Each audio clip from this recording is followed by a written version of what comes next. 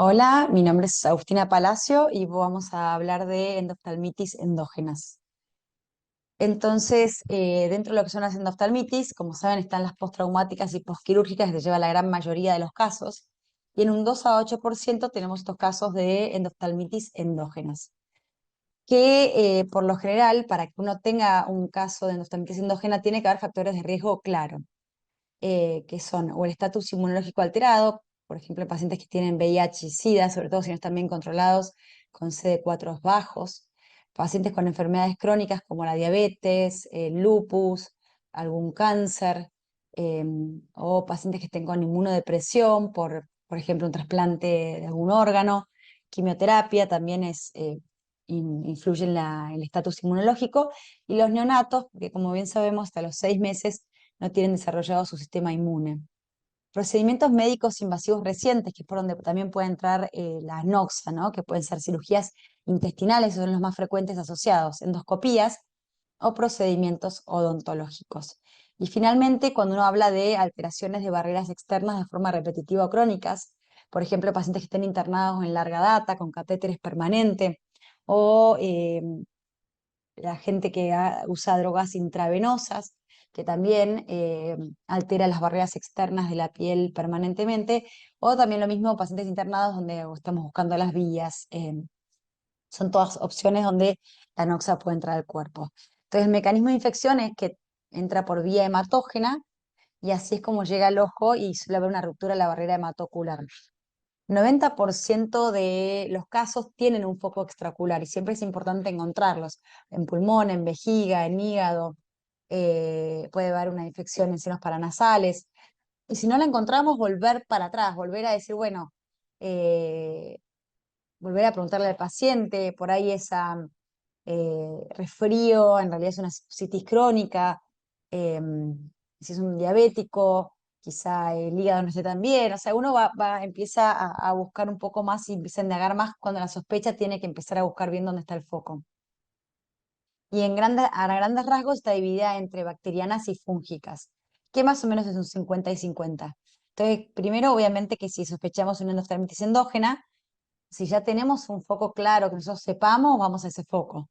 Si no, hay que buscar. Hacemos muestra de sangre, de orina, si hay una neumonía o algo de esputo. Si es un paciente, como dije antes, diabético, por ahí una ecografía de hígado para ver si no hay un absceso en el hígado, o un ecocardiograma para ver si no hay una endocarditis. Bueno, uno después, obviamente, con el interrogatorio se va a ir guiando, siempre volver al paciente, siempre pensar, eh, armar la película entera del paciente, ¿no? Y si nada nos da positivo, uno puede ir directamente al ojo para por lo menos buscar la identidad del organismo y tomar muestra de humor acuoso o de vitrio, y se hace una vitrectomía, obviamente también de vitrio, y para cultivos y tinciones. Entonces, hablando específicamente de las endoftalmitis bacterianas, como bien saben, se dividen en gram positivas y gram negativas. eh, Acá les puse como órgano y bacterias que uno en general tiene que asociar. Por ejemplo, si hay una endocarditis, pensar en un estreptococo. Pacientes con infección cutánea, un estafilococo, si tuvo una herida, o un paciente que usa drogas endovenosas, se puede pensar en estafilococo o en bacilos serios, por ejemplo. También en cándida, ¿no? En los pacientes que usan drogas endovenosas. Pero uno tiene que ir armándose la película. Absceso hepático, pensar en Klebsiella. La infección urinaria, en E. coli. Son asociaciones bastante frecuentes.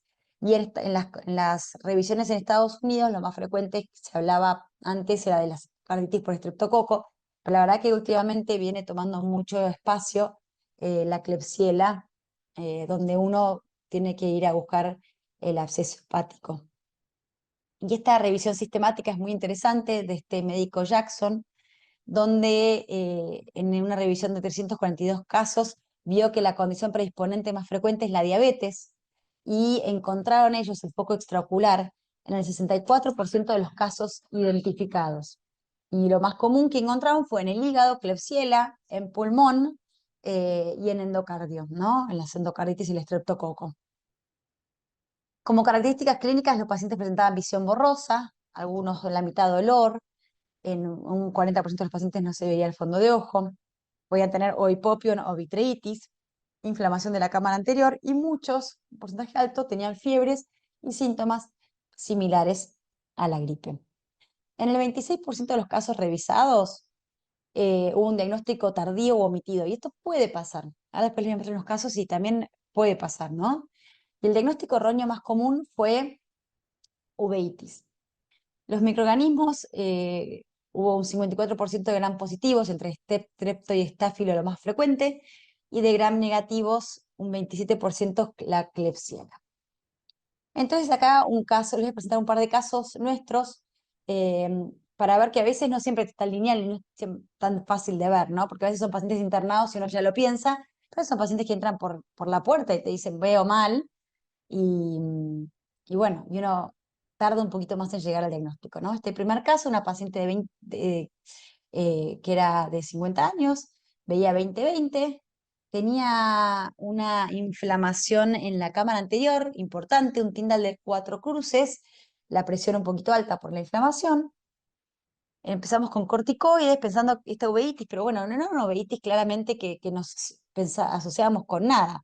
Le pedimos laboratorio, viene con muchos blancos, ahí uno empieza a sospechar si no hay una infección atrás, todo lo demás normal. Y cuando trae ese estudio de laboratorio venía peor. Entonces, ¿qué dijimos? Bueno, vamos a hacer una punción de cámara anterior. Y ahí nos dio para estafiloepidermidis. Así que a veces no es tan fácil encontrarlo. Esa paciente usaba corticoides por la artritis reumatoidea. Así que eso por ahí es uno de los factores de riesgo que podremos encontrar, ¿no? Tratamiento anduvo muy bien con AMPI, sulbactam y cipro sistémico y le dimos algo tópico. Esta paciente, el vitrio siempre estuvo claro, la inflamación era no, solamente anterior. Otro caso, un hombre de 71 años con fiebre y dolor en el ojo izquierdo, artrosis, como un foco medio séptico en rodilla, traía inflamación, infiltrado limbar importantísimo, Tyndall 4 cruces, pero la parte de atrás también estaba bien, el vitrio claro.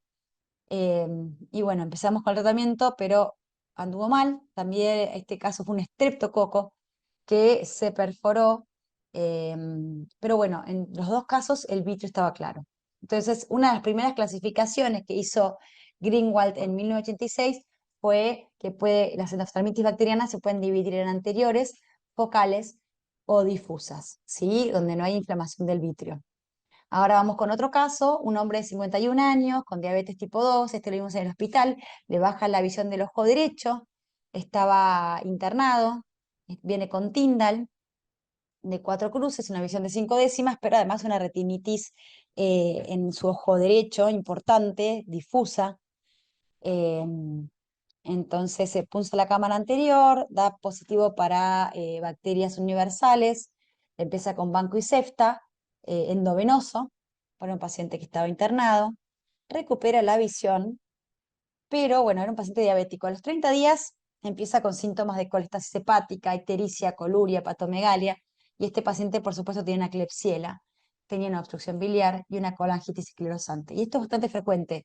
La Klebsiella, la asociación de la Klebsiella con diabetes y buscar el absceso hepático.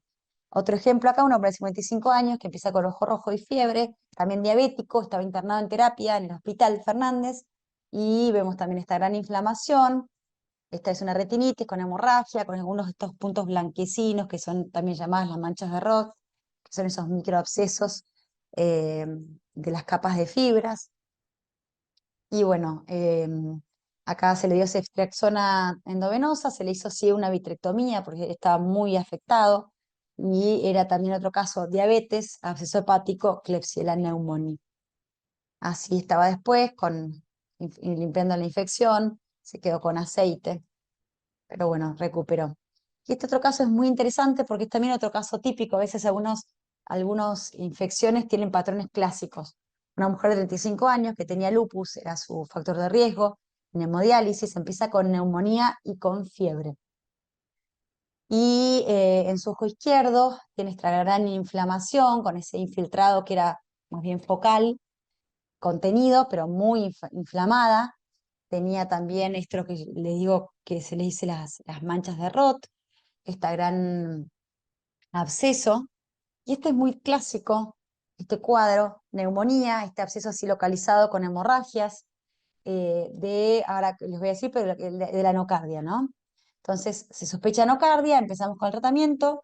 La paciente, a pesar del tratamiento con Bactrim, empieza con alteración del sensorio, vemos que tiene estas lesiones en el sistema nervioso central y como está empeorando con el Bactrim, que supuestamente era algo que era para nocardia, decidimos ir a buscar una muestra para tener realmente quién era el causante, digamos, de esta infección.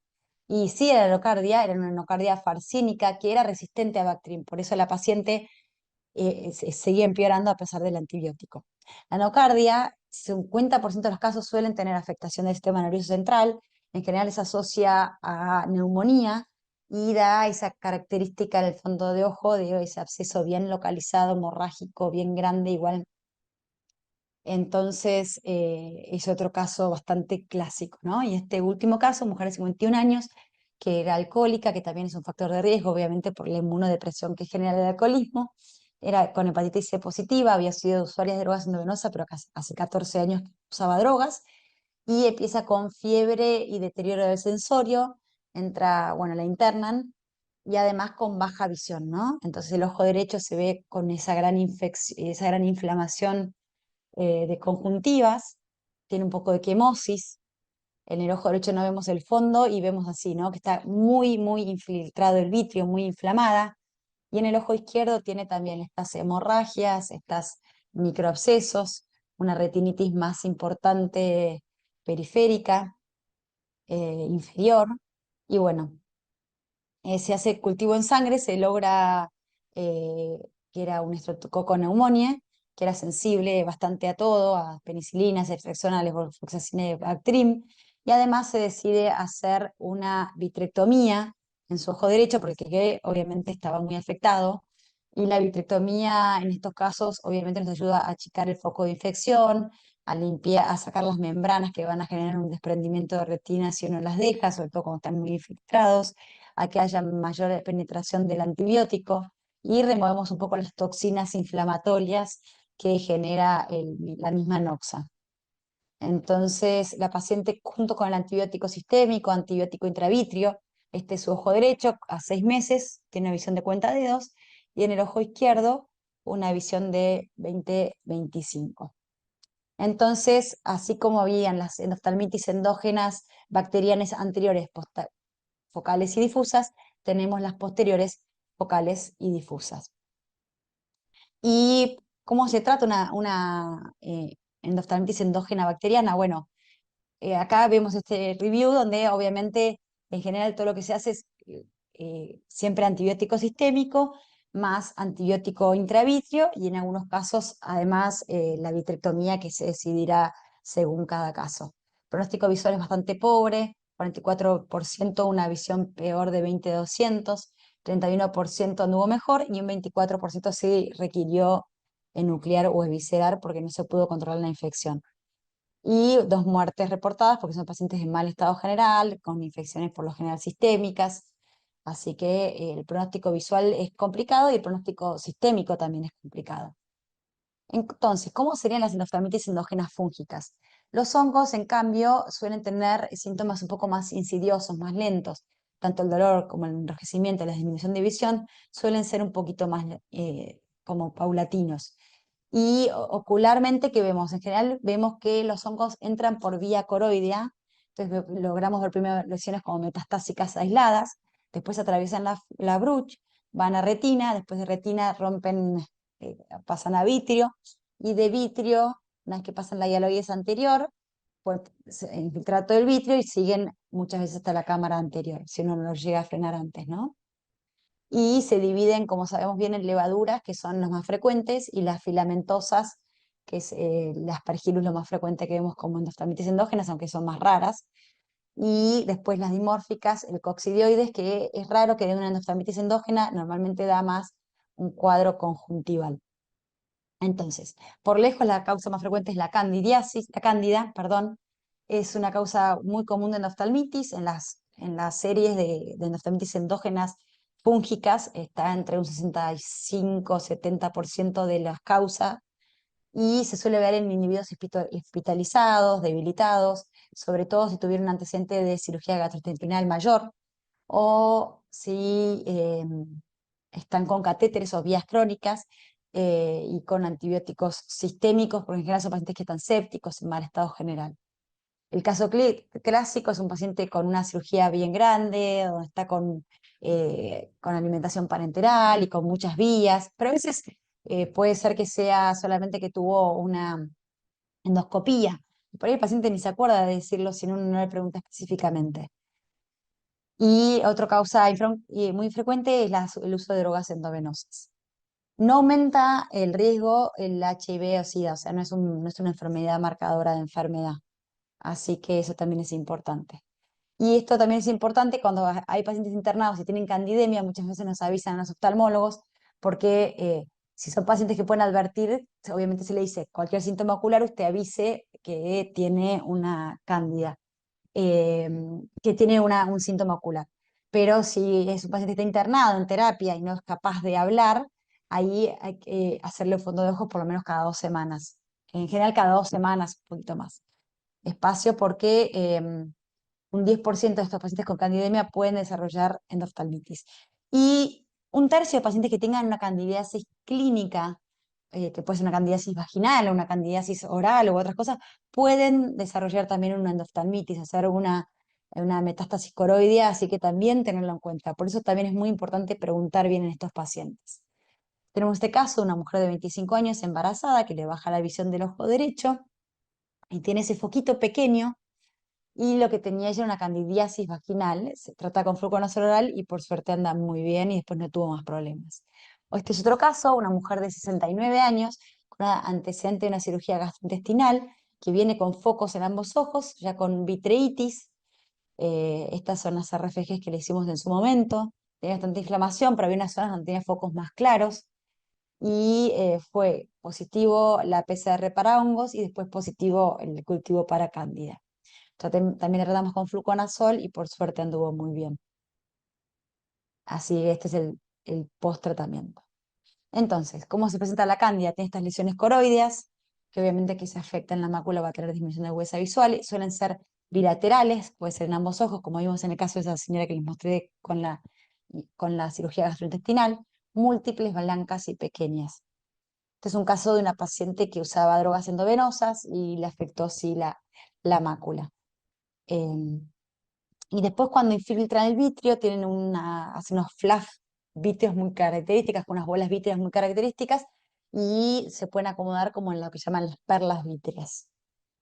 Tratamiento cuando tiene una cándida, depende de dónde esté ubicado el hongo, ¿no? Si está limitado a coroides, se usa o fluconazol o voriconazol por vía oral. Si tiene una afectación vítrea, ya ahí uno tiene que tratar el vitrio, por lo menos antimicóticos intravítreos y considerar la vitrectomía. En casos graves, vamos con todo.